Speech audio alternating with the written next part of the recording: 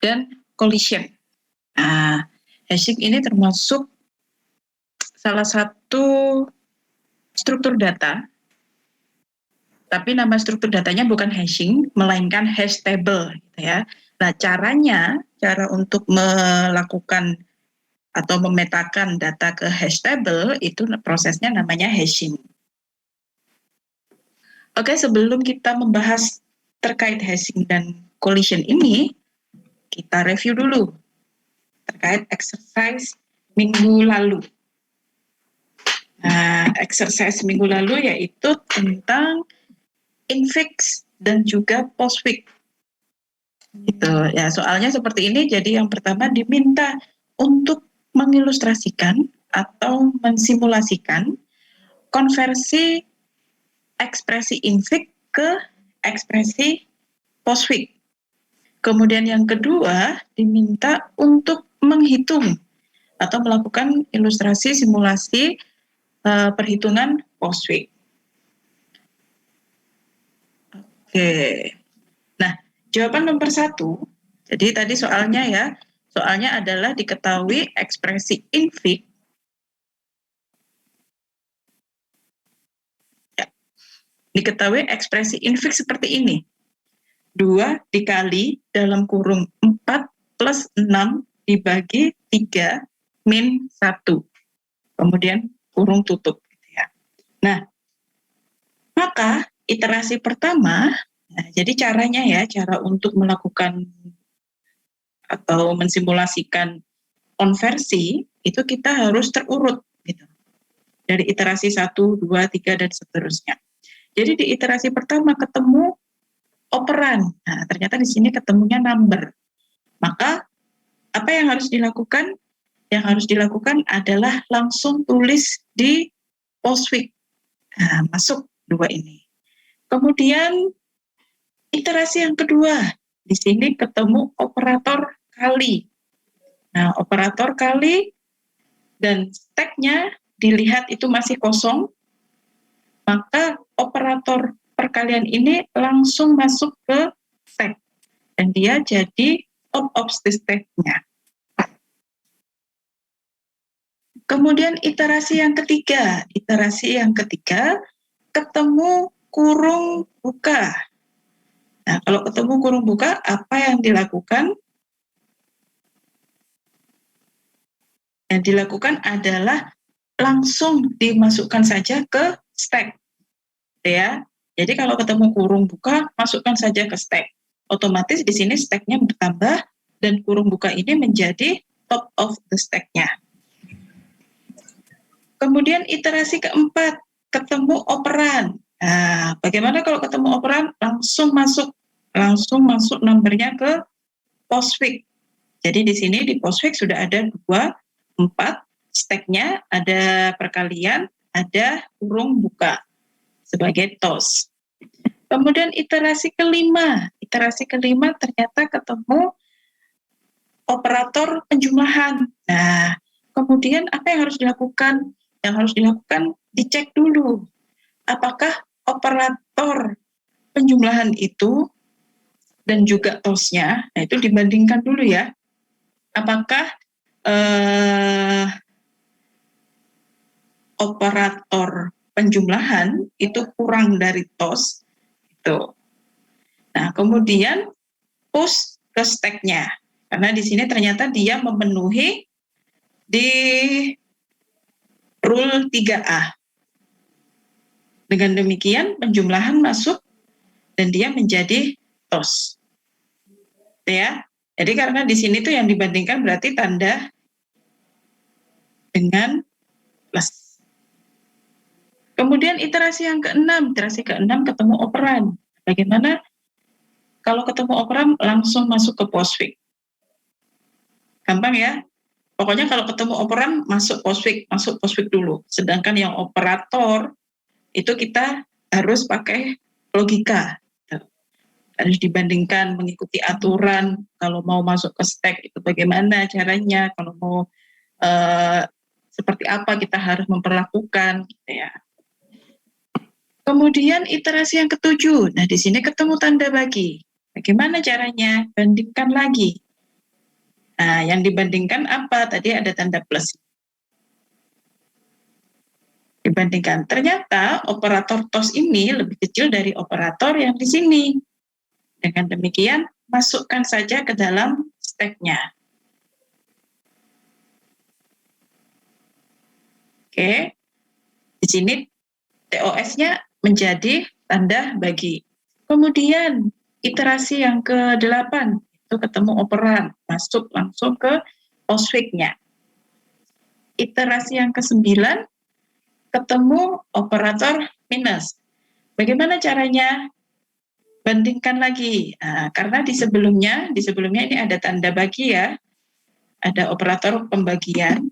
Nah, ternyata operator pembagian itu kan sebagai TOS sebelumnya. Oke, saya tulis dulu ya, stack yang sebelumnya, biar teman-teman enak melihatnya. Oke, ini bagi maksud saya. Ini sebagai TOS. Nah, itu kita ada plusnya. Oke, Pak. Kurung buka plus lagi. Oke. Nah, kemudian kita lihat, kita bandingkan. Yang dibaca ini adalah operator minus. Sedangkan yang ada di TOS ini adalah operator bagi. Dibandingkan.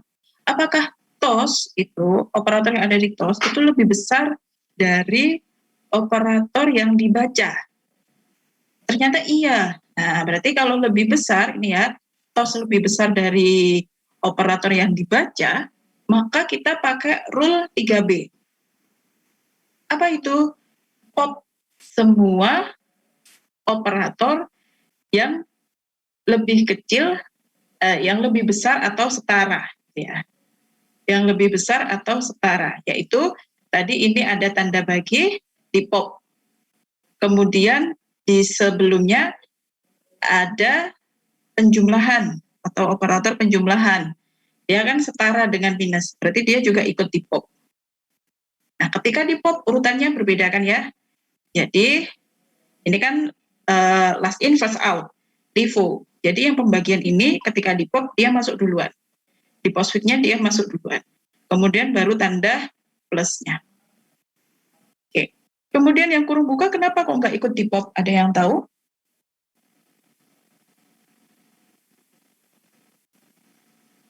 Karena kurang bukanya itu kan tandanya. Kurung buka itu apa? Tandanya. Karena kurung buka lebih kecil. Kurung buka baru di pop kalau ada kurung tutup. Iya, jadi kurung buka. Kenapa ini nggak di pop? Yang betul alasannya adalah kurung buka ini dia itu lebih kecil dari plus, lebih kecil dari yang di sini. Sedangkan aturan di 3B yang di pop itu adalah yang lebih besar dan setara gitu ya. Jadi kalau ada yang setara dan lebih besar itu dia di pop. Nah, kebetulan di sini yang dibaca ya dibanding itu kan operatornya minus ya. Kalau minus dibandingkan dengan kurung buka itu lebih kecil kurung buka gitu. Sehingga yang di pop itu sampai ini saja bagi dan plus. Nah di sini ini kurung bukanya tetap. Terus kalau sudah keluar ini sudah di pop, si minusnya ini masuk ke stack, dia jadi TOS. Oke. Kemudian iterasi yang ke-10. Nah, iterasi yang ke-10 ketemu operan. Rule 1 langsung masuk ke POSFIC. Kemudian iterasi ke-11. Nah, iterasi ke-11 ya. Iterasi ke-11 di sini ketemu kurung tutup. Apa yang harus dilakukan kalau ketemu kurung tutup? Berarti kita lihat rule 5B. Itu ya. Yang harus dilakukan adalah di pop semua gitu ya. Sampai ketemu kurung buka. Nah, ternyata kita lihat di sini. Nah, ada tanda minus. Berarti tanda minus naik ke POSFIC, dia di pop dari stack, masuk ke POSFIC, kemudian kurung bukanya juga di pop, tapi kurung buka tidak ikut dimasukkan ke POSFIC, tapi dibuang gitu ya. Sehingga yang tersisa di sini adalah tanda perkalian atau operator perkalian. Kemudian iterasi ke-12, oh ternyata tidak ada. Kenapa? Karena infik-nya udah habis. Jadi tidak ada iterasi yang dibaca, nggak ada ekspresi infik yang dibaca. Dengan demikian, lakukan rule 4. Nah, karena tidak ada item yang dibaca di infik, maka lakukan rule 4. Apa itu? Pop semua item dan letakkan di postfix. Dengan demikian, hasil postfix-nya adalah seperti ini. 2, 4, 6, 3 bagi plus 1 minus kali. Tuh. Sampai sini ada yang ditanyakan? Oke, nggak ada ya. Saya lanjut ke nomor 2. Nomor 2 yaitu lakukan simulasi perhitungan postfix. Berarti yang dihitung apa? Yaitu dari ini. Jawaban postfix-nya ini berapa? Jadikan soalnya, kemudian dihitung. Nah, iterasi yang pertama, 2. 2 adalah operan. Di sini rule-nya beda ya. Maksudnya kalau yang ini adalah rule yang digunakan untuk konversi. Jadi jangan terbalik-balik gitu ya. Jadi ada 2 operasi. Ada simulasi untuk mengkonversi infik ke postfix dan ada juga perhitungan postfix ya, menghitung postfix. Oke, jadi iterasi yang pertama di sini ketemu 2 operan. K masukkan ke stack. Ya, kalau di sini ketemu number masuk ke postfix. Nah, kalau di sini masuk ke stack. Ya, nggak ada postfix karena ini sudah postfix. Langsung masuk ke stack. Kemudian iterasi yang kedua di sini number juga masuk lagi ke stack. Kemudian iterasi yang ketiga, number juga masuk ke stack. Kemudian iterasi yang keempat, number juga masukkan lagi ke stack. Iterasi yang kelima, operator. Nah, apa yang harus dilakukan? Di pop operatornya ini ya. Jadi dia akan melakukan pop 2 item, pop 2 operan dari stack, kemudian dioperasikan. Nah, ingat, oke, walaupun yang di pop, misalkan kemarin kan ada yang tanya, loh kan berarti kalau dihitung ini kan harusnya 3 atau 6 gitu ya. Nah, ini enggak. Jadi tetap, walaupun ini dia kan postfix, ini yang dibaca seperti ini. Jadi ketika iterasi yang kelima ketemu ketemu operator pembagian, tetap dihitungnya adalah 6 bagi 3, 3 bagi 6 gitu. Nanti berbeda lagi. Ingat, karena yang masuk terakhir itu memang keluar duluan. Tapi karena dia masuk terakhir, berarti kan dia tetap tentu yang paling belakang. Tetap yang depan itu kan yang ada di bawah gitu ya. Nah, kemudian dihitung 6 bagi 3 sama dengan 2. Nah, 2 ini masukkan ke stack. Jadi di sini sudah bukan lagi 2, 4, 6, 3, tapi 2, 4, 2. Karena 2 ini adalah hasil dari 6 bagi 3. Lanjut ke iterasi yang ke-6. Iterasi yang ke-6 ketemu operator lagi, ketemu operator penjumlahan. Apa yang dilakukan? Pop 2 operan dari stack. Berarti 4 sama 2 ini di pop. Dihitung. Berarti 4 plus 2 sama dengan 6. Simpan hasilnya ke dalam stack. Kemudian iterasi yang ke-7. Iterasi yang ke-7 ketemu 1. 1 ini operan. Langsung saja masukkan stack-nya. Kemudian iterasi yang ke-8. Iterasi yang ke-8 di sini ketemu minus. Maka pop 2 item sini. Berarti 6 min 1 sama dengan 5. Hasilnya masukkan ke stack. Iterasi yang ke-9. Iterasi yang ke-9 ketemu perkalian. Nah, perkalian kemudian di pop 2 item ini dihitung. 2 kali 5 sama dengan 10. Hasilnya masukkan ke stack. Nah, karena semua item di postfix ini sudah dibaca, sudah dihitung, maka kita lakukan pop. Ya, pop the stack-nya untuk mendapatkan hasil akhirnya, yaitu result sama dengan 10. Hasilnya sama dengan 10. Jadi, dari ekspresi fosfik ini jika dihitung menghasilkan hasil atau menghasilkan nilai 10. Gitu ya. Oke, ini sudah pertemuan ke-6. Nanti sebentar lagi teman-teman akan UTS. Nah, di pertemuan ini nanti tidak ada tugas, tapi bukan berarti kalau tidak ada tugas kemudian ini tidak ikut ke UTS begitu ya. Tidak, tapi ini tetap masuk ke UTS. Jadi tidak ada tugas, tapi teman-teman di sini nanti belajar sendiri, gitu ya, menyimak penjelasan dari materi ini. Benar-benar disimak dengan seksama, karena nanti juga materi ini diikutkan dalam UTS.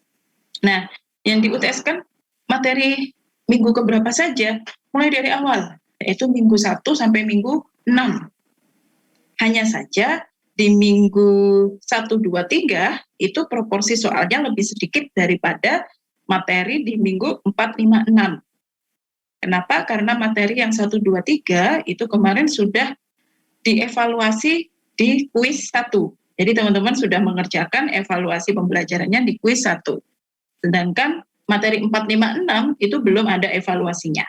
Oleh karena itu nanti ketika di UTS tetap yang keluar itu semuanya mulai dari week 1, namun proporsi atau persentase soalnya itu yang beda ya. Jadi lebih banyak di minggu 4, 5, 6. Oke, kita lanjutkan di materi hashing dan collision. Ya, jadi apa itu hashing? Jadi konsep hashing gitu ya. Hashing seperti yang tadi saya bilang, itu adalah suatu teknik atau proses untuk memetakan, mapping gitu ya, memetakan keys dan juga value ke dalam hash table menggunakan suatu hash function. Itu. Jadi yang termasuk dalam struktur data itu apa? Hash table. Terus caranya untuk memetakan bagaimana atau apa namanya hashing? Caranya bagaimana? Menggunakan hash function. Nah, efisiensi dari pemetaan keys dan value itu tergantung pada hash function yang digunakan. Nah, di sini contohnya, ini teman-teman angkatan berapa? 2000 berapa? 20. 2020. Oke, angkatan 2020. Coba dilihat NRP-nya. Apakah NRP-nya menggunakan 9 digit? Nah, ternyata NRP di Ubaya itu ya menggunakan 9 digit. Artinya seperti ini. Digit pertama sampai digit kedua itu berarti kode fakultas. Jadi ini adalah kode fakultasnya. Digit ketiga sampai digit keempat itu menunjukkan program studi. Digit kelima sampai digit keenam itu menunjukkan tahun masuk atau angkatan gitu ya. Kemudian digit 7 sampai 9 itu menandakan urutan dari registrasinya. Jadi urutan teman-teman registrasi atau nomor registrasi. Nah, kemudian di dalam contoh ini ya, suatu hash function atau disebut H itu dapat dideskripsikan atau dapat dituliskan seperti ini, HX. Ini sebagai contoh ya. Jadi cara penulisan hash function itu adalah HX. Ingat ya, kalau di matematika menulis function itu kan ada dalam kurungnya ya, ada function X gitu kan.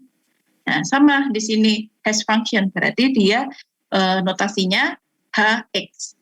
Nah, di sini HX hash function yang digunakan di sini HX-nya itu adalah 4 digit terakhir dari X. Nah, di mana X ini adalah 9 digit student ID. atau 9 digit dari NRP teman-teman. Contohnya diketahui ada data seperti ini, ada 3 data seperti ini ya.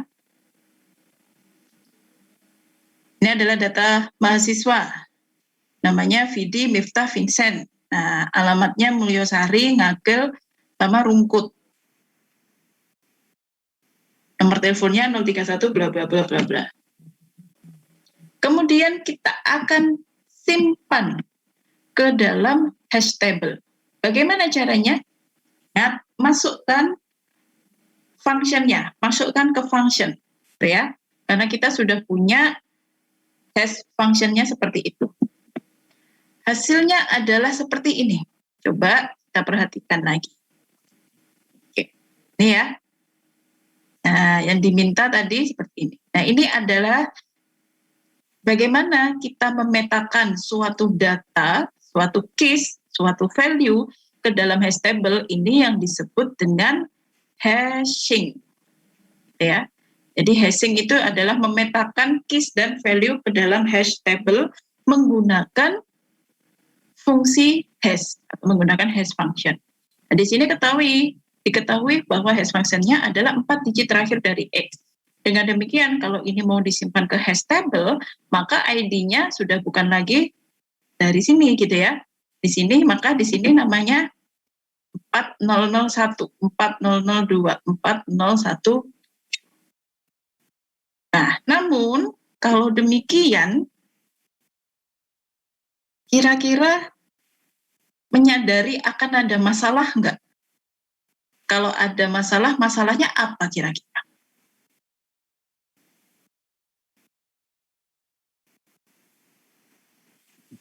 Kalau 5 digit di depannya sama, berbeda tapi ID-nya sama, belakangnya 4 digit, jadi misalnya 1117 gitu.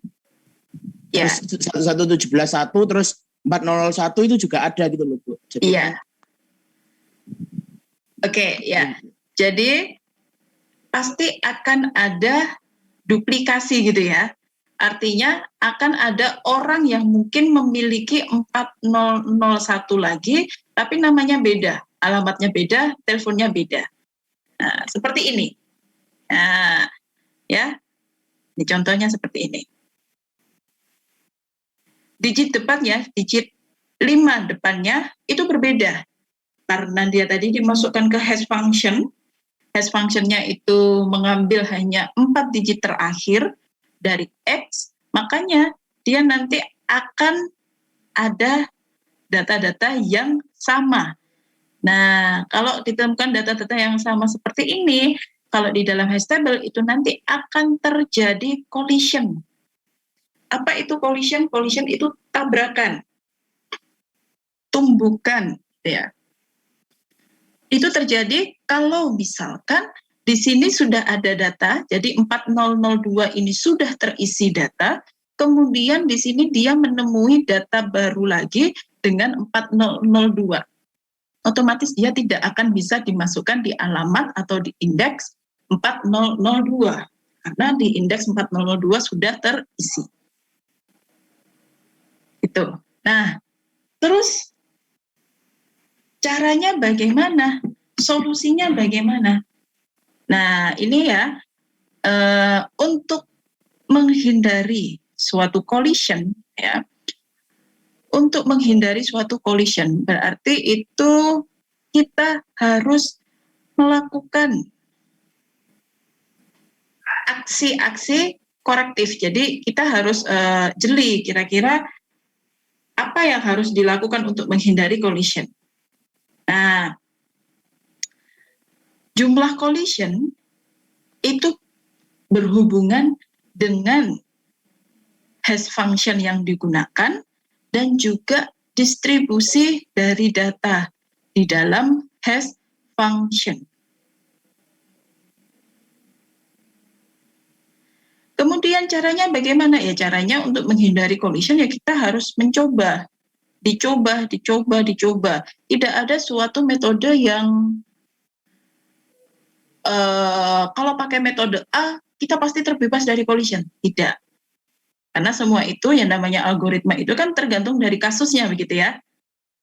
Nanti makanya itu kan ada kompleksitas. Nah, ada kompleksitas algoritma. Sama seperti yang sudah dibahas di pertemuan pertama. Kita berbicara tentang big O atau kompleksitas waktu gitu ya. Nah, itu kan juga kita menganalisis suatu algoritma, suatu kode program dianalisis. Kalau seperti ini bagaimana, seperti ini bagaimana. Jadi mungkin saja kita bisa punya suatu program yang hasilnya sama, tapi codingnya itu beda. Nah, makanya itu dia memiliki kompleksitas yang berbeda. Otomatis yang paling optimal ya adalah yang paling cepat, yang dapat base case-nya gitu ya. Nah, kemudian sama kalau di collision itu bagaimana? Ya, kita harus coba. We must try to avoid collision as best as we can, ya. Jadi harus dicoba untuk dihindari sebaik mungkin. Nah, kemudian contohnya di sini. Contohnya di sini ada tadi student ID terdiri dari 50% mahasiswa dari teknik industri yang diawali dengan student ID 1603 dan 50% lainnya dari informatika yang diawali dengan 1604. Nah, kemudian akan menggunakan 4 digit terakhir dari student ID sebagai indeks. Nah, itu tadi permasalahannya kan di sini ya. Kemudian apa yang harus dilakukan? Yang harus dilakukan adalah untuk menghindari collision, berarti kita harus bisa untuk memilih, gitu ya, memilih hash function yang paling cocok. Nah, tapi itu adalah cara seperti itu sulit dilakukan. Kenapa? Ya karena kita harus menentukan kira-kira hash function yang cocok dilakukan, kemudian tidak akan bertemu dengan collision, itu bagaimana caranya? Nah, itu agak sulit dilakukan gitu ya. Karena kita harus coba dan data itu selalu berkembang. Kemudian cara yang lebih mudah bagaimana? Ada atau tidak? Ada. Cara yang lebih mudah adalah kita pakai collision resolution. Ya, kita pakai resolusi collision. Apa itu resolusi collision atau collision resolution? Itu adalah usaha untuk menemukan lokasi lain dari item tertentu ke lokasi yang lain. Jadi misalkan ya seperti ini tadi. Ini kan dari ID ya, ini student ID diambil 4 digit belakangnya. Kalau dimasukkan ke dalam hash table, maka hash function ini akan menjadi suatu alamat. Sama seperti kita belajar array kemarin gitu ya. Jadi kan kalau array itu disimpan dalam suatu alamat array gitu ya. Ada indeksnya. Nah, misalkan di sini indeksnya adalah 4001, 4002, 4017. Nah, ternyata ada permasalahan kalau kita menemui data-data yang seperti ini. Kita lihat di sini 4002 sudah ada VD. Ternyata kalau ketemu kayak gini lagi bagaimana? Maka 4002, 3 data ini tidak akan bisa menempati ID yang sama di sini. Di 4002. Nah, terus solusinya adalah menggunakan collision resolution. Nah, collision resolution itu adalah suatu usaha untuk menemukan lokasi lain bagi item tertentu. Jadi si ini data 4002 yang ini dia tidak akan ditempatkan di 4002 di indeks 4002, tapi dia akan ditempatkan di tempat lain. Di mana? Nah, di mananya itu yang kita akan gunakan collision resolution. Dalam pertemuan ini kita akan belajar 2. Yang pertama adalah linear probing. Kemudian yang kedua adalah quadratic probing. Oke. Dua ini adalah pendekatan yang paling sederhana untuk collision resolution. Oke. Caranya bagaimana atau langkah-langkahnya bagaimana? Nah, di sini untuk linear probing, langkah-langkahnya adalah yang pertama, temukan lokasi dari item yang dimasukkan menggunakan hash function. Nah, kalau lokasinya itu belum digunakan atau belum dipakai, maka masukkan item tersebut ke dalam lokasi tersebut.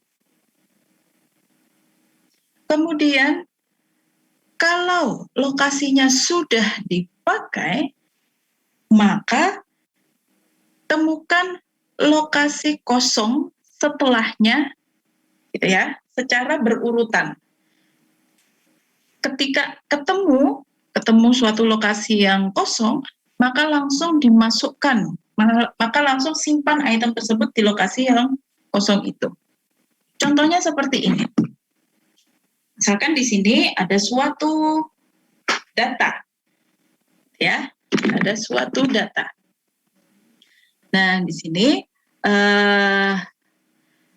suatu hash table akan dibentuk ya untuk menyimpan mahasiswa, untuk menyimpan data-data siswa di sekolah Surabaya. Nah, data-data yang disimpan adalah student ID dan juga name. Ini ya, ada ID dan ada nama. Hash function yang digunakan yaitu last 2 digit dari student ID-nya, yaitu 2 digit terakhir dari student ID-nya. Pertanyaannya adalah describe data dari hash table itu menggunakan linear probing. Nah, kita coba simulasikan. Kita baca yang pertama. Oke. Datanya tadi seperti ini ya, ada student ID, ada nama. Kita buat dulu fungsinya. Kita buat dulu hash function-nya. Hash function-nya tadi adalah 2 digit terakhir dari student ID. Maka kita ambil ya 2 digit terakhir ini. Ya, kita simpan dalam hash function-nya sini. Kita tuliskan dulu. Oke. Seperti ini. Sudah. Kemudian kalau sudah, kita akan coba petakan. Kita lakukan hashing-nya. Kita akan coba petakan. Nah, asumsinya di sini kita punya suatu array dengan kapasitas unlimited. Asumsinya begitu. Oke. Diasumsikan kita di sini pakai array dengan kapasitas unlimited. Kemudian kita baca mulai data pertama. Oke. Data pertama di sini Abby. Hash function-nya 11. Maka dia disimpan di alamat atau di indeks 11. Tulis di sini Abby. Node-nya adalah HX. Kemudian kita baca lagi. Benny. Benny di indeks 12. Kita baca apakah indeks 12 kosong atau sudah ada isinya. Ternyata masih kosong. Berarti ini si Benny langsung masuk. HX. Kemudian Kelly. Oke. Kelly 11. Kita baca apakah 11 kosong atau sudah terisi. Ternyata sudah terisi. Maka dia nggak bisa diletakkan di indeks 11. Kemudian ditambah 1. Kita bacakan berurutan ya. Apakah 12 sudah terisi? Ternyata 12 sudah ada si Benny. 13 masih kosong. Berarti si Kelly di sini indeks 13 ditempati oleh Kelly. Node-nya adalah HX plus 2. Kenapa demikian? Karena HX-nya di sini 11, sedangkan indeksnya di sini 13. Gitu ya. Jadi dia kan harusnya HX-nya kan 11, tapi karena 11 sudah ditempati, maka dia bisa disimpan di indeks 13. Oleh karena itu, di sini ada note HX plus 2. Karena harusnya HX yang dia punya adalah 11. Kemudian Dona 13, kita cek 13. Oh, ternyata sudah terisi. Berarti Dona masuk di mana? Dona masuk di indeks 14. Keterangannya apa di sini? HX plus 1. 13 plus 1. HX plus 1, ya. Oke, kemudian Dina 11. 11 di sini sudah ditempati, 12 sudah ditempati, 13 sudah, 14 sudah. Maka Dina ada di 15. HX plus berapa? Berapa? 4. 15 kurangi 11, 4. Oke. Kemudian Moana 13. 13 sudah ditempati, 14 sudah, 15 sudah. Berarti Moana ada di 16. HX plus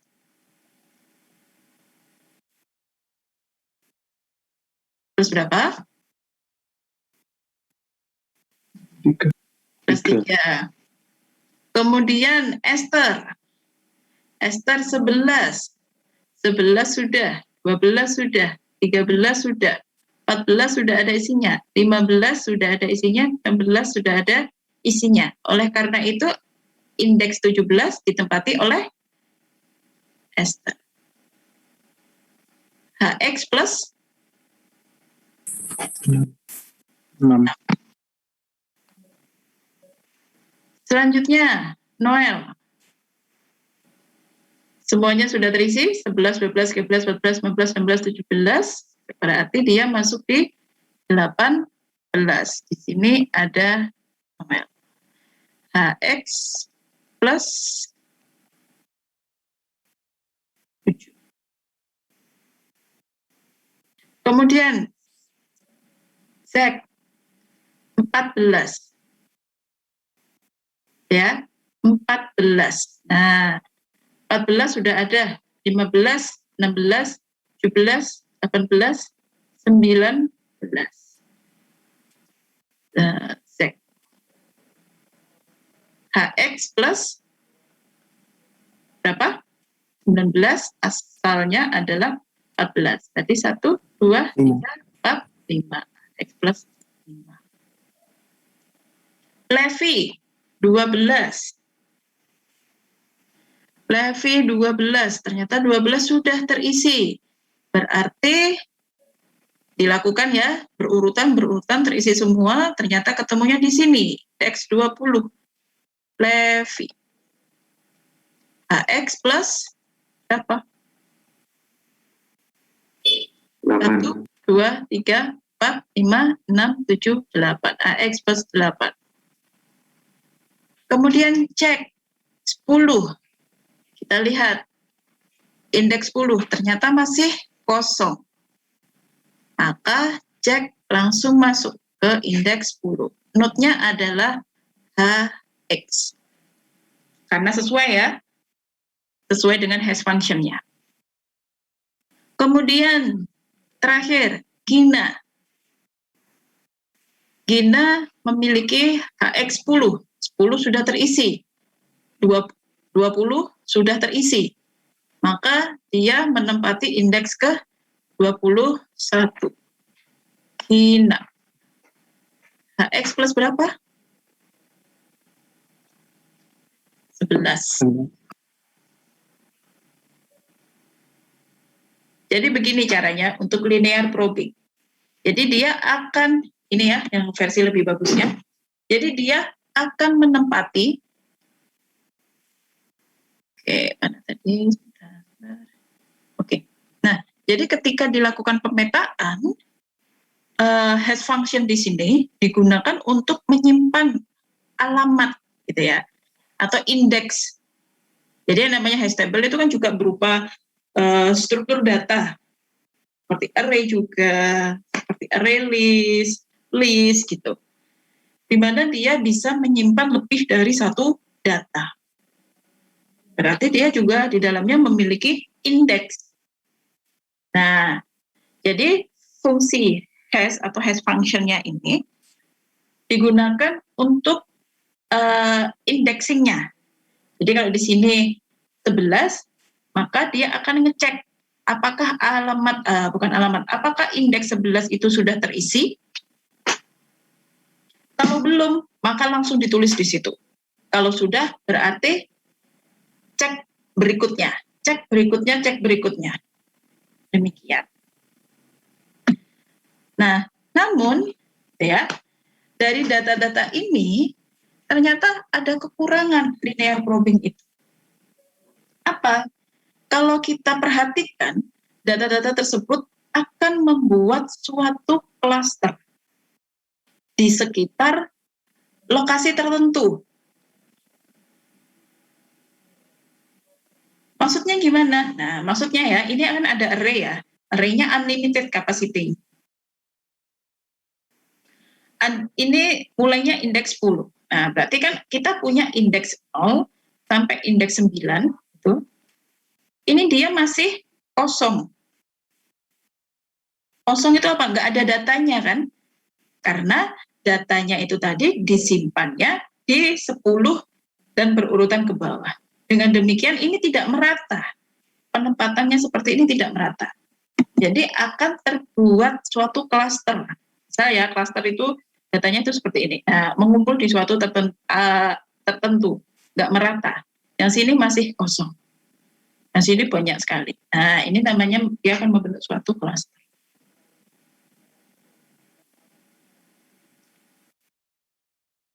Kondisi yang demikian ini akan membuat kita nantinya menerapkan banyak linear probing untuk menyimpan ataupun mengambil data. Apakah ada yang lebih bagus? Ada, yaitu quadratic probing. Oke, lebih baik dari linear probing. Lebih baiknya di mana? Lebih baiknya adalah dia atau quadratic probing ini mencoba untuk menyimpan data itu secara merata. Tidak membentuk klaster di sekitar titik tertentu. Jadi kalau di linear probing itu adalah menemukan lokasi kosong di lokasi yang berikutnya. Jadi kalau misalkan tadi 11 sudah terisi, maka dicek 12, dicek 13, 14, 15, dan seterusnya. Kalau quadratic probing, itu dia akan mencoba untuk menemukan lokasi yang kosong dengan menggunakan seperti ini. Menggunakan indeks seperti ini. Ya. IDX ini didapatkan dari hash function-nya. Percobaan pertama, attempt 1, attempt 2, attempt 3, attempt 4, attempt 5, dan seterusnya. Misal, ketika tadi ya, si data ini, Abby 11, kemudian si Kelly mau masuk, ternyata 11 ini sudah terisi. Ya. Berarti dia harus ditambahkan 1 kuadrat. 11 plus 1 kuadrat. Hasilnya berapa? Kalau misalkan di alamat ini sudah terisi pun, berarti dia coba berikutnya 11 min 1 kuadrat. Nah, ini kan agak berbeda ya dengan linear probing. Kalau linear probing, dia akan ngeceknya kan selalu naik terus gitu ya. Kalau alamat 11 nggak ada, 12, 13, dan sebagainya, dan sebagainya. Nah, sedangkan si quadratic probing itu dia akan menggunakan ini, kuadrat. Kalau kita amati polanya, dia plus min. Nah, berarti ini kira-kira attempt 5 itu apa? IDX plus 3 3 tambah 3. kuadrat. 3 kuadrat. Oh iya sih. Kuadratnya nggak nambah ya. Hati-hati. Jangan jadi 3 pangkat 3. Kuadratnya tetap. Nah, kemudian attempt 6 apa? IDX plus minus ya. IDX minus mana Inggris sering.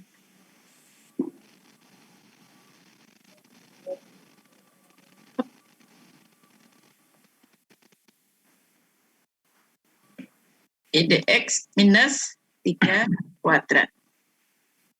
Attempt 7 IDX plus 4 kuadrat. IDX 8 min 4 kuadrat. Ini attempt 8. Dan seterusnya.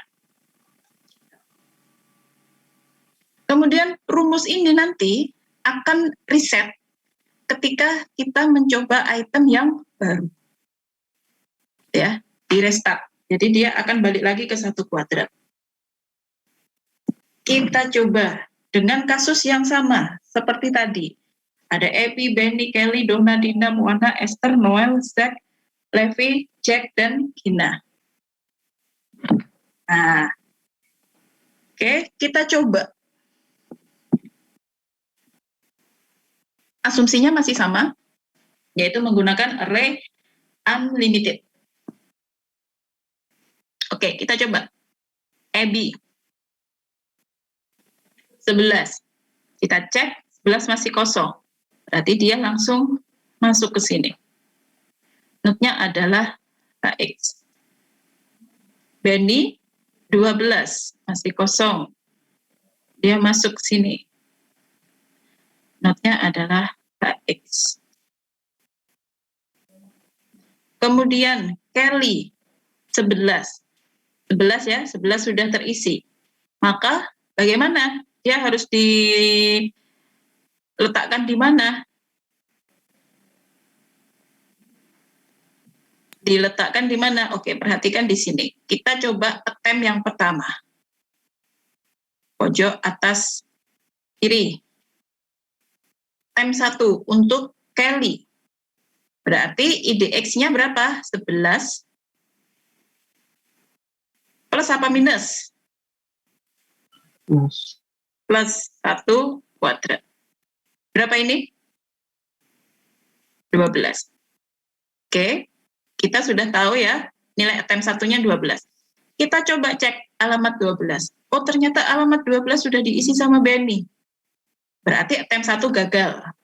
Nggak bisa ya, si Kelly ini nggak bisa ditaruh di alamat atau di indeks, maaf, bukan alamat, di indeks 12. Kemudian Kelly harus diletakkan di mana? Kita coba attempt 2.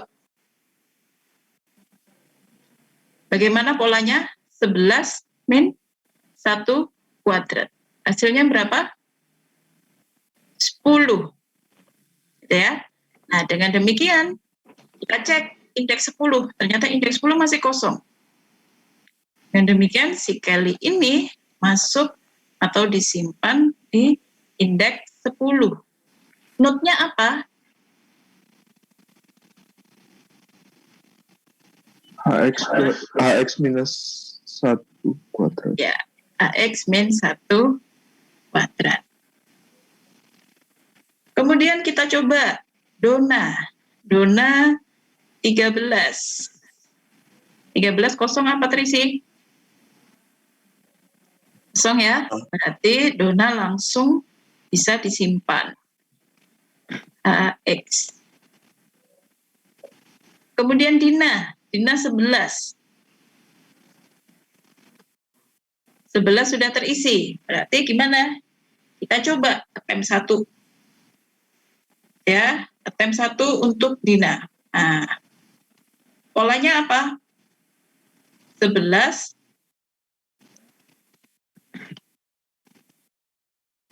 berapa? Plus 1 kuadrat. Nah, ini yang dimaksudkan akan restart. Oke, jadi kalau tadi di Kelly ya, kita sudah menggunakan sampai attempt 2, 11 min 1 kuadrat. Kemudian untuk item yang lain, kita akan coba di Dina. Tuh, kita tidak meneruskan dari attempt-nya si Kelly, tapi ini akan restart gitu ya. Ini akan restart, balik lagi ke 1. Jadi attempt 1 yaitu 11 plus 1 kuadrat, 12. Attempt 2, 11 min 1 kuadrat, 10. Attempt 3, 12 dan 10 sudah ada isinya. Attempt 3 berapa? 11 kuadrat plus 2 kuadrat. Berapa itu? 15. 15. Oke, dengan demikian kita cek alamat indeks 15 ternyata masih kosong. Dengan demikian si Dina ya, kita simpan di indeks 15. HX berapa? Plus 2 kuadrat. Oke, lanjut lagi. Moana. Nah, Moana di sini 13. Ternyata 13 sudah terisi. Berarti kita coba attempt 1. Hasilnya berapa? 14. 14. Kita cek 14. Kosong. Nah, berarti si Moana akan masuk ke sini. HX plus 1 kuadrat.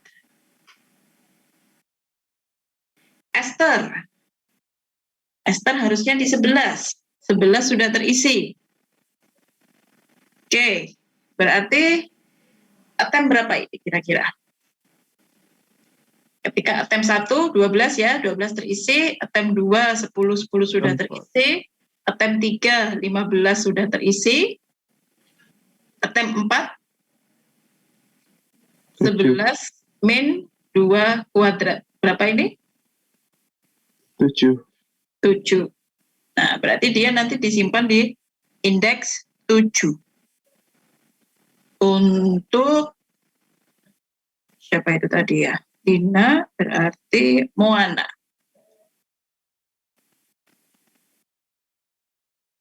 HX min 2 kuadrat. Esther, Bu. Moana udah. Oh, Moana udah. Oh iya, Esther. Oke.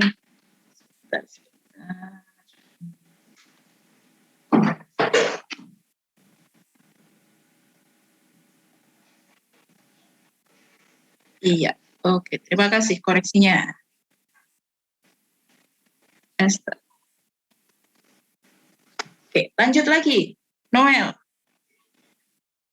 Disimpan di mana? Attempt 1, attempt 2, attempt 3, attempt 4, 20. attempt 5. Attempt 5 berarti berapa? 11 Plus 3 kuadrat. plus 3 kuadrat. Berapa ini? 20. 20.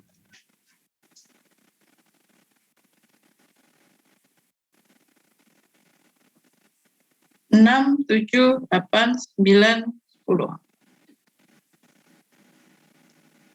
Noel. HX plus 3 kuadrat. Kemudian Z 14. 14 sudah terisi. Berarti kita coba attempt 1. Sudah ada. Attempt 2. Sudah ada. Attempt 3. Nah, berapa ini? 18. Sehingga si siapa ini? Z ya, disimpan di 678, 18. Di indeks 18. Notenya adalah HX plus 2. Kemudian Levi.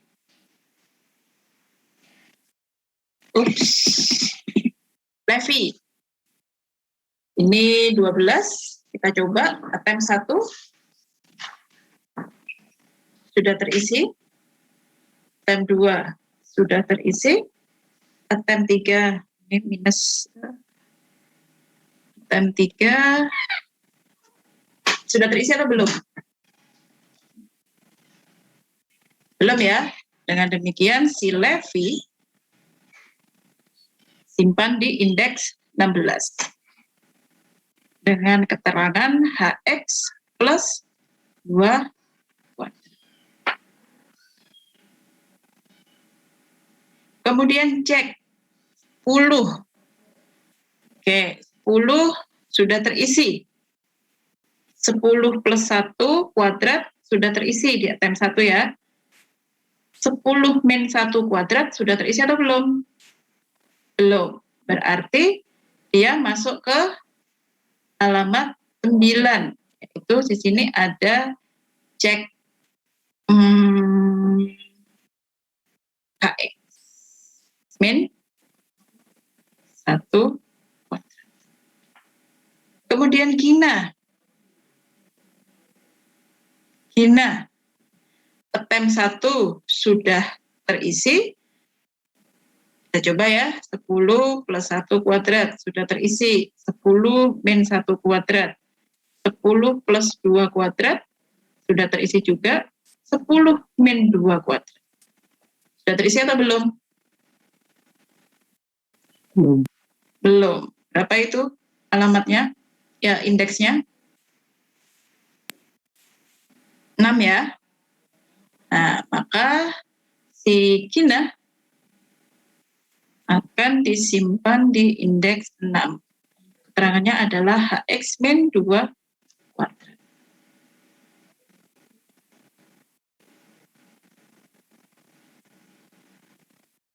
Oke. Nah, baik. Penulisan yang lebih baik seperti ini. Karena tadi kan ini tidak beraturan ya. Seperti ini hasilnya. Nah, itu adalah quadratic probing. Oke. Apakah kalau sudah menggunakan quadratic probing itu tidak akan ada masalah? Ternyata tetap ada masalah. Apa masalahnya? Ini. Bagaimana kalau array-nya itu kapasitasnya terbatas? Nah, misalkan di sini ada data seperti itu ya. 4002, 4002, 4002 dan seterusnya. Nah, kemudian di sini hash function-nya get last 2 digit of student ID, array size-nya 100 yaitu berarti indeksnya 0 sampai 99. Nah, kalau demikian solusinya bagaimana? Solusinya adalah gunakan circular array. Konsep circular array. Masih ingat nggak? Circular array itu kita kemarin sempat belajar di mana? Q.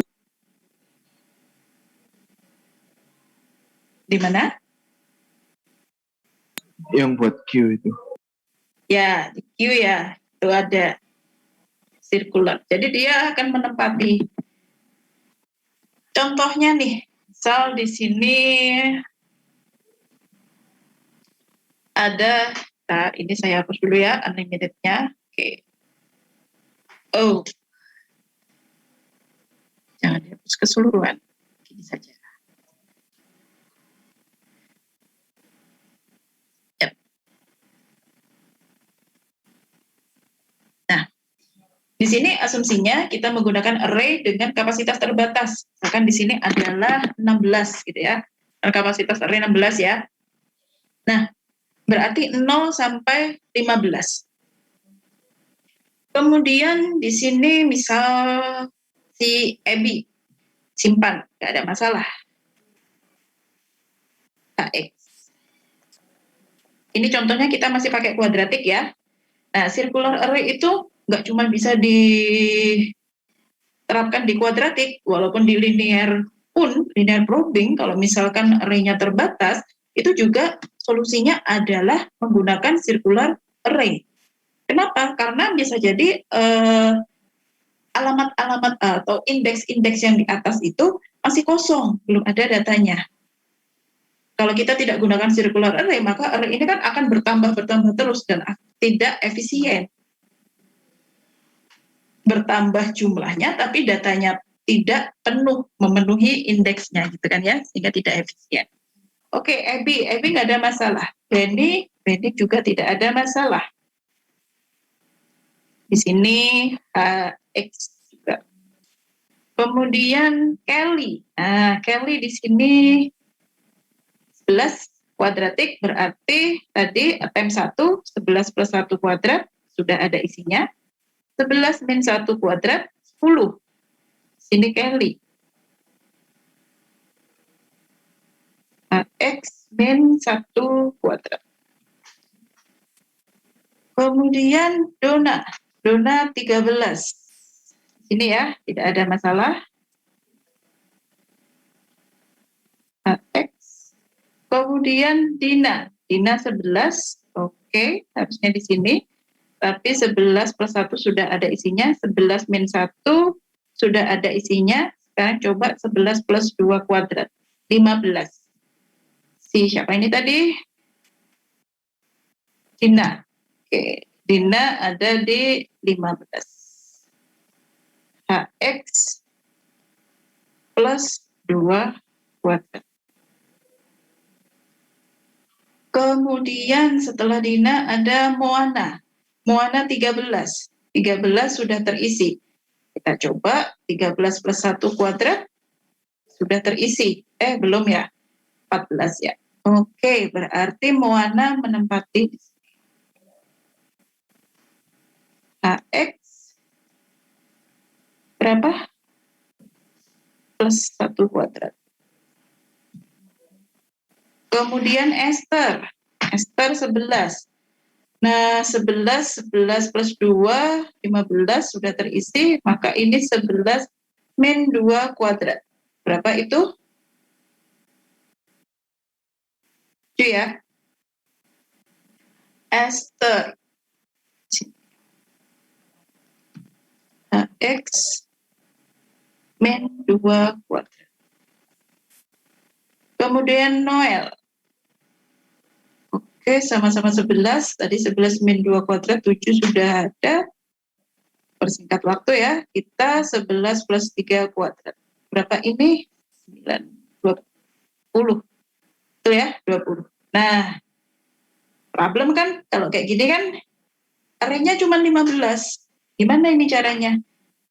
Kalau kayak gini. Nah, kalau udah kayak gini ya, kalau ini nggak pakai circular array, maka data ini kan nggak bisa dimasukkan. Makanya kita pakai circular array. 15, 16, 17, 18, 19, 20. Di sini. Jadi di sini, siapa yang disimpan? Noel. HX plus 3 kuadrat.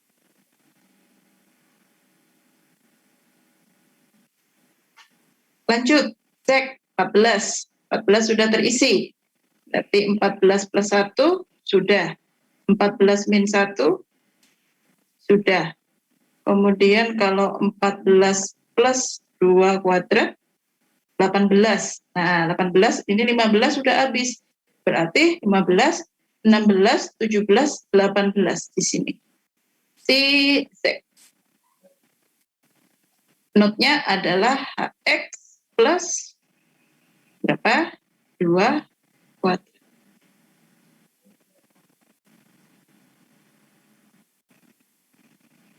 Kemudian Levi 12.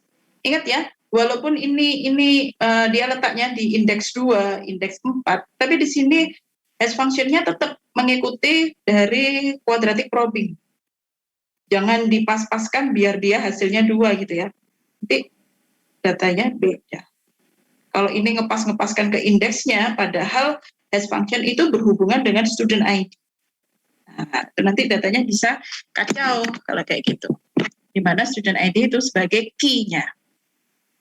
Oke, lanjut. Setelah set Levy 12. Oke, kita coba 12 di attempt 1 ya. 12 plus 1 kuadrat, 13 sudah ada.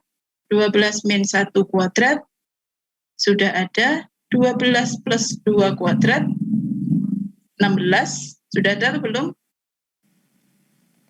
Belum ada. Berarti Levy ada di sini. HX plus 2 kuadrat. Lanjut, cek. 10. 10 sudah ada isinya. 10 plus 1 kuadrat sudah ada isinya. 10 min 1 kuadrat belum ada. Oke, berarti cek masuk ke sini. HX min 1 kuadrat. Kemudian Gina sama hash function-nya sama-sama 10.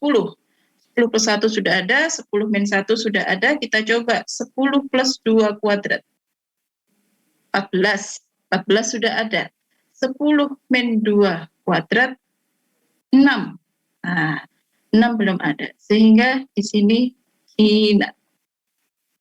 HX min 2. Hasilnya adalah seperti ini. Untuk quadratic probing dengan array terbatas. Di sini contohnya adalah 16. Array 16 ya. Array dengan kapasitasnya itu 16. Berarti kalau kapasitasnya 16, indeksnya dimulai dari 0 sampai 15. Tapi di sini digunakan adalah circular array. Gitu. Dengan demikian hasilnya seperti itu untuk circular array di quadratic probing. Sampai sini ada yang mau ditanyakan?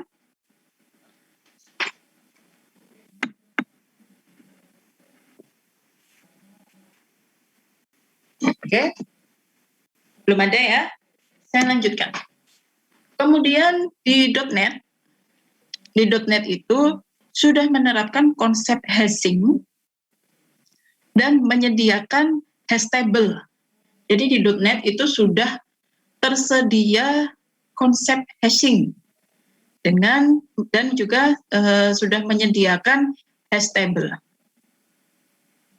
Di mana disediakan hash table-nya? Yaitu di dalam kelas hash table. Hash table dalam kelas hash table. Nah, kemudian untuk menambahkan data ke dalam hash table itu dapat dilakukan dengan perintah add. Gitu ya, dapat dilakukan dengan metode add. Yang nantinya akan menyimpan kunci dan item. Akan menyimpan key dan juga itemnya. Nah, misalkan contohnya seperti ini. Hash table students. Berarti di sini akan ada hash table dengan nama student. Kemudian bagaimana caranya untuk menambahkan data ke dalam hash table tersebut? Kita gunakan metode add. Jangan lupa suatu metode berarti dipanggilnya setelah titik gitu ya. .add. Kemudian masukkan. Ini adalah key-nya. Ini adalah itemnya. Gitu ya. Jadi argumen yang diberikan di sini seperti itu untuk menambah data ke dalam hash table.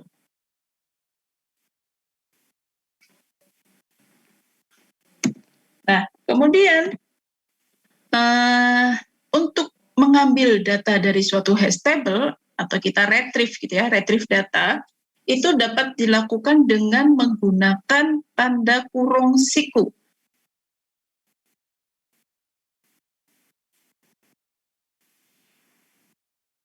Nah, yang harus dimasukkan di dalam tanda kurung siku itu adalah key-nya. Ya, yang dimasukkan itu adalah data key-nya. Gitu ya. Jadi kan sama seperti array ya. Kalau array itu kan juga cara retrieve datanya itu adalah array, misalkan array 0, array 1. Dia akan mengembalikan data di elemen 1. Bukan di elemen 1, di indeks 1 seperti itu. Nah, kalau di hash table itu indeksnya atau yang dituliskan di dalam sini itu bukan suatu indeksnya tapi key-nya. Ingat ya, seperti ini. Jadi yang dimasukkan adalah key-nya, kuncinya. Nah, yang perlu diingat juga, karena semua data itu disimpan dalam bentuk objek, maka kita harus melakukan casting secara eksplisit untuk data yang dipanggil. Eksplisit itu apa? Eksplisit itu secara terang-terangan. Nah, jadi kalau dipanggilnya, ini kan string nama, kita akan memanggil data string nama. Nah, di sini ini adalah proses castingnya. Dieksplisitkan tipe datanya itu apa, menyesuaikan ya.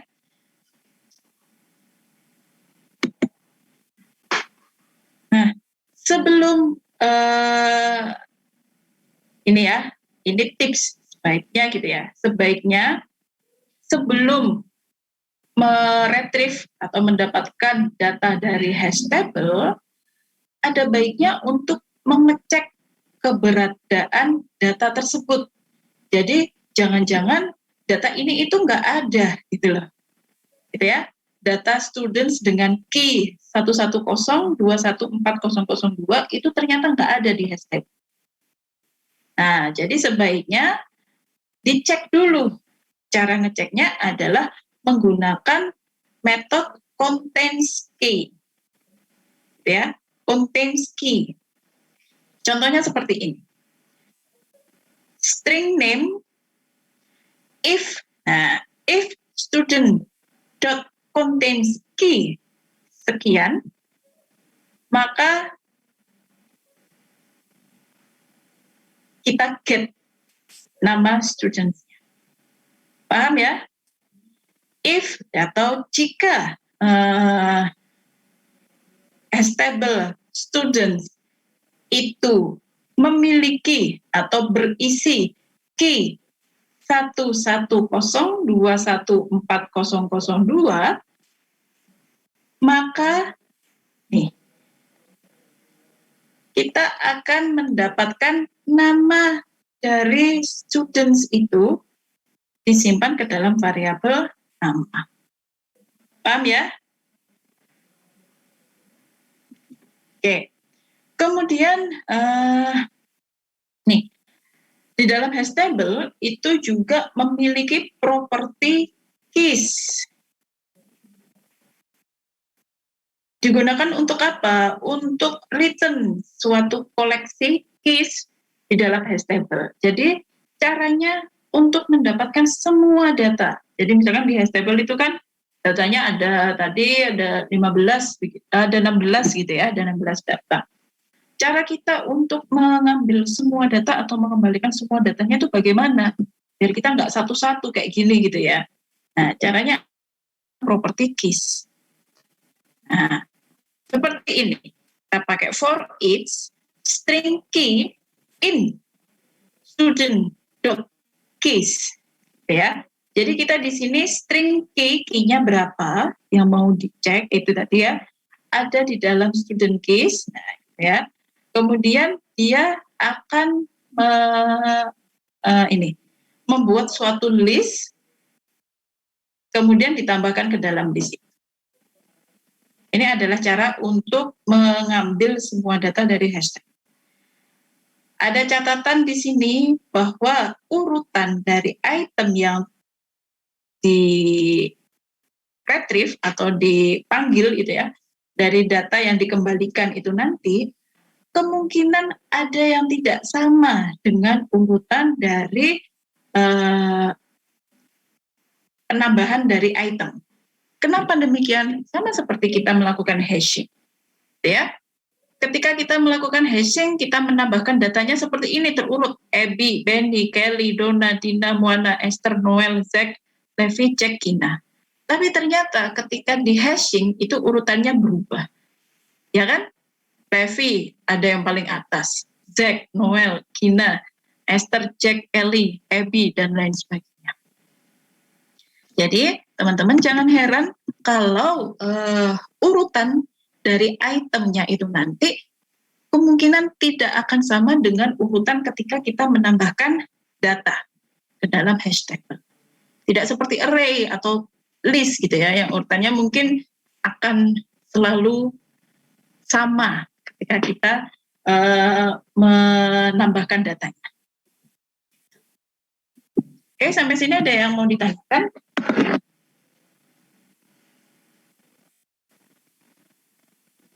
Key itu apakah pasti string, Bu? Tidak harus string. Intinya keys itu ya yang unik gitu kan, kunci, dia yang mewakili data tersebut, keysnya. Tidak harus string. Oke, ada lagi yang mau ditanyakan?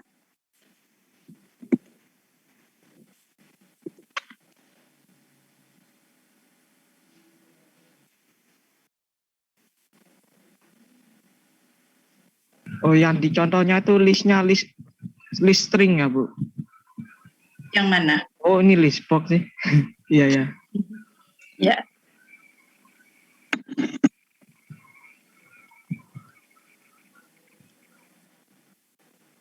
Oke, silakan. Ada lagi yang mau bertanya?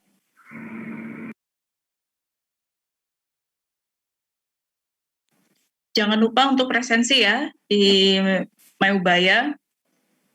Karena nanti kalau sudah lewat hari, saya juga nggak bisa membantu. Kalau misalkan teman-teman ada yang lupa belum presensi.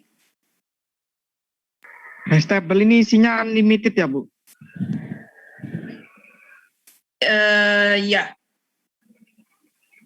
Oke.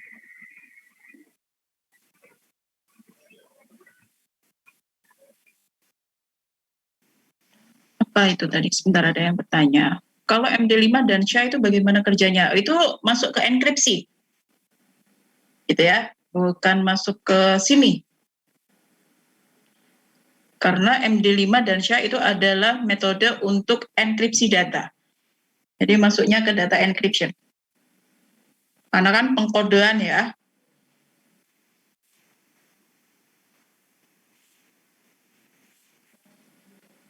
Sedangkan kalau hashtabel ini kan, ini key-nya itu data gitu. Key-nya itu adalah suatu data. Data dari student. Nah, yang unik atau yang bisa dijadikan key itu ya si ID student-nya itu, student ID-nya itu, gitu kan. Sama seperti teman-teman. Yang dijadikan key, kalau di Ubaya, ya berarti NRP-nya. Tapi kalau di kependudukan, yang dijadikan key adalah NIK-nya.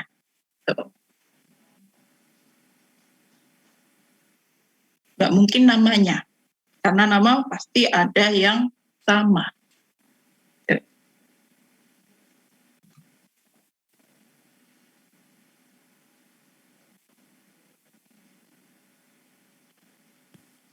Kan dia prinsipnya pakai sirkular.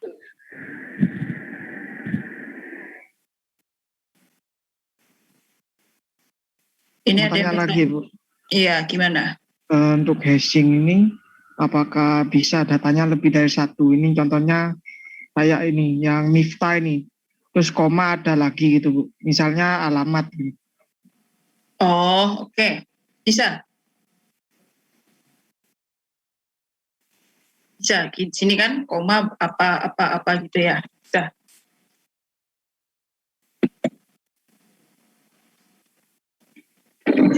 Kalau mix sama data integer, apakah bisa, Bu? Bisa, karena di hashtabel itu dia disimpannya di sini bukan string, tapi objek. Jadi dia memungkinkan untuk data-data ya, tipe data yang berbeda disimpan jadi satu bisa.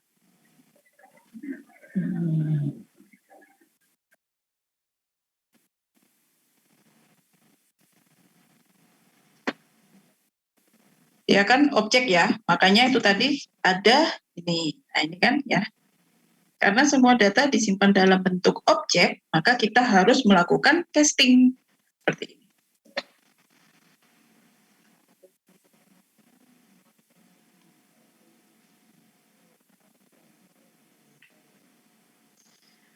Oke, ya silakan.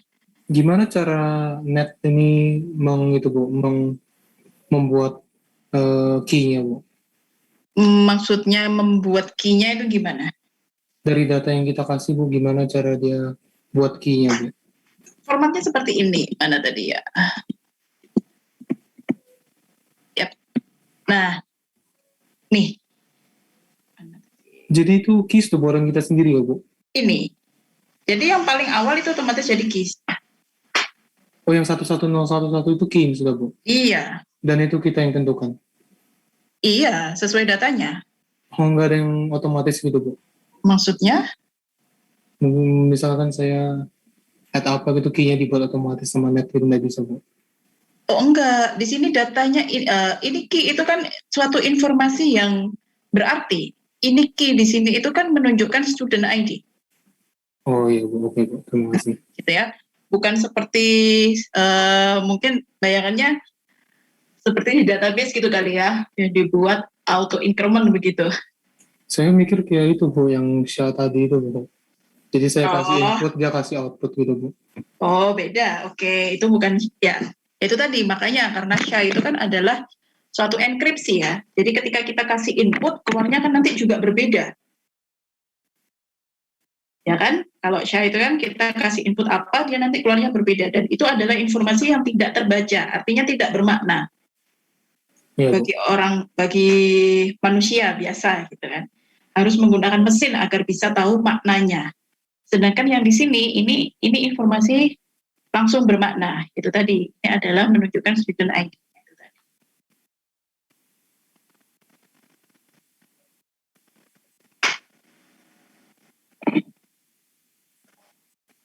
Oke, kalau sudah tidak ada yang ditanyakan, saya cukupkan dulu ya perkuliahan kita hari ini. Minggu depan ada latihan, jadi sebelum teman-teman UTS, ada latihan untuk menghadapi UTS. Coba nanti saya tanyakan. Seperti yang saya bilang, dipelajari ya, dari week 1 sampai week 6 ini, sampai dengan hashing ini. Walaupun di sini tidak ada exercise-nya, saya harapkan teman-teman bisa memahami bagaimana cara melakukan hashing, menggunakan linear probing, menggunakan quadratic probing, menggunakan array yang unlimited dan juga array yang limited. Dan juga mengetahui bagaimana cara mendapatkan data dari hash table, bagaimana cara mendapatkan semua data dari hash table. Seperti itu teman-teman, saya harapkan sudah menguasai. Oke, saya akhiri dulu perkuliahan kita hari ini. Mohon maaf apabila ada kekurangan. Minggu depan saya belum tahu apakah ada pertemuan tatap muka ataukah teman-teman melakukan menjawab soal latihannya itu secara mandiri. Saya belum tahu. Oke, demikian ya teman-teman. Saya akhiri sampai di sini. Selamat sore semuanya. Terima kasih, Bu.